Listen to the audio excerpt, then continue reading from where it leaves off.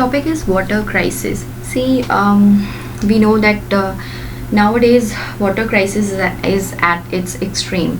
So let's look into certain points with respect to water crisis, so that at least we have certain idea what to write if suppose there is an answer, if suppose there is a question with respect to water crisis, water scarcity, or how India is going to deal with it, and what is the present situation. So we should have certain basic points. So see, this can be used in GS2 as well as in GS3. Now we should be clear with respect to two terms, that is water scarcity and water stress. Right now India is at the, I think, 13th number in the rank, we can say, in the position, means 13th most water stressed country in the world. ठीक है, so ये थोड़ा सा एक number वगैरह हमको clear होना चाहिए. ठीक है, now what is water stress? When we'll say that particular nation is suffering from water stress, so the international standard के accordingly the definition is that when the water availability is actually आपके पास में जो water availability है वो 1200 cubic metre से तो ज़्यादा है. ठीक है, बट 1800 से कम है, 1800 से कम है. ठीक है, तब हम वाटर स्ट्रेस कहते हैं. वाटर स्कैरसिटी कब होता है? जब 1700 से कम हो जाता है. एक बार please try to this verify this particular data. Although I think it's right, but फिर भी प्रेजेंट कंटेक्स्ट में इसको एक बार वेरीफाई कर लेना. नाउ सी द प्रॉब्लम, अब हम देखेंगे सबसे पहले कि प्रॉब्लम क्या है, वाटर क्राइसिस क्यों है. सो रीजंस की अगर हम बात करते हैं, see urbanization is increasing, fine, and there is a rapid pace in urbanization. बहुत तेज़ी से अर्बनाइजेशन बढ़ रहा है, बहुत तेज़ी से पॉपुलेशन बढ़ रहा है. पॉपुलेशन बढ़ रहा है, अर्बनाइजेशन बढ़ रहा है, तो वाटर की डिमांड बढ़ रही है. Right. Second is space rivers के लिए, एंड इसी की वजह से not only demand is increasing but the thing is कि space for rivers is also decreasing. Rivers का एनक्रोचमेंट हो जाता है, फाइन, एंड उसका जो इवन जो एम्बैंकमेंट चैनल्स का जो पूरा एरिया होता है वहाँ पे ही कंस्ट्रक्शन शुरू हो जाती है. फाइन. सो मॉनसून पैटर्न भी जो है हमारा वो थोड़ा इरेटिक है. So we can not like predict कि कौन से साल बहुत ही अच्छी बारिश होगी. And not only the monsoon pattern is erratic but actually you know the way we deal with monsoons, the way we deal with monsoon water, we don't have proper rainwater harvesting structures, and we don't do this proper uses of water. So इसकी वजह से भी बहुत ज़्यादा water stress increase हो रहा है. Then unresolved water disputes हैं. एक्चुअली ये एक इम्प्लीकेशन भी है कि बिकॉज वाटर क्राइसिस है, इसकी वजह से interstate water disputes is going to increase. Fine. Water pollution is there. Climate change की वजह से sea level is increasing. Certain areas वहाँ पे जो है रेन डेफिसिट हो रहा है, कुछ एरियाज़ में रेन बहुत ज़्यादा हो रही है. ठीक है, एंड क्लाइमेट चेंज की वजह से ड्रॉट्स आ रही हैं. सो अनरिस्ट्रिक्टेड वाटर यूज़, या फिर हम कह सकते हैं मिसयूज़ हो रहा है वाटर का. So this is also one of the prominent reason कि वाटर क्राइसिस इंक्रीज हो रहा है. ग्राउंड वाटर का डिप्लीशन हो रहा है.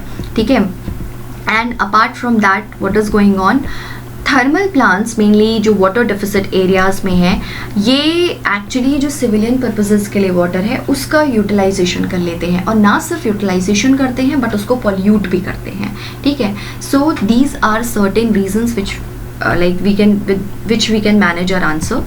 नाउ चैलेंजेस की फर्स्ट ऑफ ऑल हम बात करते हैं कि ये रीजंस है हमें पता है, but what are the challenges in resolving water crisis. See अगर हम बात करते हैं डिसिल्टेशन ऑफ रिवर्स की, तो that is a costly process. Fine. Then इतना वाइबल नहीं है वो. ठीक है, कंजर्वेशन जो होता है वो स्ट्रक्चर और एफिशिएंसी पे भी डिपेंड करता है अगर आप किसी भी चीज़ का कंजर्वेशन करते हो. डीसैलिनेशन की अगर आप बात करते हो कि ठीक है सी लेवल इंक्रीज हो रहा है, दैट मीन्स वाटर बहुत ज़्यादा बढ़ रहा है, तो एटलीस्ट हम कोस्टल जो हमारे स्टेट्स हैं, ठीक है, हम वहाँ पे डीसैलिनेशन करके पानी पी लेंगे या यूज़ कर लेंगे. But the thing is it's also very costly. Although India अभी इजराइल के साथ में लगा हुआ है कि किस तरीके से हम उनसे टेक्नोलॉजी एक्चुअली सीखने की कोशिश की जा रही है with respect to desalination. because Israel is one of the country, I think it's not one of the many countries, but it's the country which is utilizing this desalination technology at its best. Fine. Then environmental concerns अलग से रहते हैं, ठीक है, because ऐसा नहीं है कि सिर्फ लोग यूज़ कर रहे हैं पानी तो वाटर क्राइसिस हो रहा है, क्लाइमेट चेंज भी हो रहा है, वो बात अलग है कि वो भी ह्यूमन इंड्यूस्ड फैक्टर्स की वजह से ज़्यादा हो रहा है. देन वाटर डिस्प्यूट्स जो होते हैं ना वो पॉलिटिकल हो जाते हैं, ठीक है, instead of resolving this water disputes एक प्लेटफॉर्म पे बैठ के या बिना किसी पॉलिटिकल एजेंडा के, बट द थिंग इज़ कि ये पॉलिटिकल होने की वजह से बहुत लंबे टाइम तक खिंचते चले जाते हैं. मैक्सिमम यूटिलाइजेशन अगर आप देखोगे तो वाटर का, चाहे वो सरफेस वाटर हो चाहे वो ग्राउंड वाटर हो, एग्रीकल्चर में होता है, मतलब इरिगेशन में सबसे ज़्यादा जो है वाटर यूज़ होता है. एंड जो ऊपर से जो इलेक्ट्रिसिटी की सब्सिडीज़ दी जाती हैं इसमें एग्रीकल्चर में, सो हम देखेंगे कि जो ट्यूबवेल्स होते हैं उनका सबसे ज़्यादा यूज़ जो है किया जाता है, जिसमें कि बहुत ज़्यादा पानी की वेस्टेज होती है, ग्राउंड वाटर डिप्लीशन हो रहा है देखा जाए तो. एंड सबसे इम्पोर्टेंट चीज़ ये है कि वो अनटैक्स्ड भी है, सो लाइक कोई प्रॉब्लम नहीं है, ट्यूबवेल्स पूरा दिन चलते रहते हैं और पानी पूरा वेस्ट होता रहता है. तो ये कुछ चैलेंजेस हैं जो हमें देखने को मिलते हैं. Now we have seen the reasons, we have seen the challenges, we have to see what are the ways we can conserve our water. First of all, see, although desiltation is a costly process, but we have to do it. We have to innovate certain technologies which can be pocket friendly, which are inexpensive, so that we can have we can desilt our water bodies. Then rainwater harvesting is the best, I think, tool to conserve water and to save ourselves from the water crisis. Then manage demand and supply of water. Fine, we have to manage this demand and supply, and इसी के context में ये भी बोला गया था जो national water policy आई थी, do mention these terms like national water policy and all these in your answer, that water tax की बात भी की गई थी, that एक मतलब डिफरेंशियल वाटर टैक्स होना चाहिए कि और ये बोला भी गया है कि जैसे कुछ जो घर हैं वहाँ पे टैक्स लगेगा, कुछ में नहीं लगेगा, तो वो आप रीड कर सकते हो. इंटीग्रेटेड वाटर मैनेजमेंट की ज़रूरत है, दैट मीन्स वाटर को हमें बाकी चीज़ों के साथ में जोड़ के चलना पड़ेगा. वाटर को हमें सैनिटेशन के साथ भी जोड़ना है, वाटर को हमें लाइक हमारी जो एनर्जी रिक्वायरमेंट्स हैं उसके साथ भी जोड़ना है, तो सब चीज़ों को मिला के चलना पड़ेगा.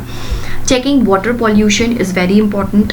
Then waste water cycling and this term grey water, it's in vogue these days, that use of grey water for household works. grey water means क्या होता है कि like suppose आपने कपड़े धोए and then अगर कुछ पानी उसमें से बच जाता है, so like आप उससे अपनी व्हीकल साफ़ कर सकते हो. ओके, एंड जैसे आजकल लोग जो होते हैं जस्ट पाइप उठाया and then they start cleaning their balconies or the front of their houses, but this is very bad because that same water can be used for drinking as well. So better ये होगा कि we can utilize grey water for all those purposes.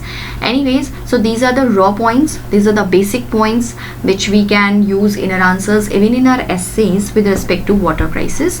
And please do check these two data with respect to water scarcity and water stress, that what are the different data associated with it. Then you can check national water policy which we are having. Then Central Groundwater Authority has also given certain guidelines with respect to how we can conserve our groundwater and all. So if you want to explore more, then you can definitely check all those things. Then there was a Mihir Sen committee, I guess, with respect to groundwater uses and everything. So I have not mentioned committees in this answer, but if like you people know committees with respect to water conservation and all, then do mention in the answer as well. And let's see what else topics we can cover, so that I can give you certain important points with respect to this mains answer writing, and which we can quote in our answer in our essays as well. Okay, so this is with respect to water crisis, and I think it's sufficient with respect to it. Okay, Fine. So okay, thank you.